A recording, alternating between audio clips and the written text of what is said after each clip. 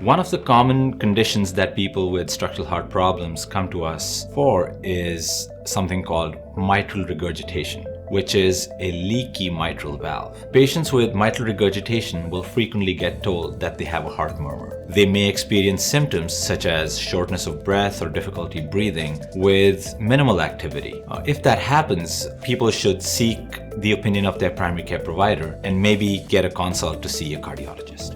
Traditionally, mitral regurgitation requires open heart surgery to treat. At Samaritan Cardiology, we have a multidisciplinary team of cardiac surgeons and interventional cardiologists who evaluate people with mitral regurgitation. And sometimes, when open heart surgery is not an option, we can treat mitral regurgitation percutaneously with something called transcatheter edge-to-edge repair of the mitral valve by using a device called MitraClip. Using this device, we're able to reduce the leaking of the mitral valve significantly. This procedure is done completely percutaneously using a catheter under X-ray guidance and without doing any open heart surgery. Patients usually stay one night in the hospital and are able to go home the next day and return to most of their usual activities very soon, within about a week or so.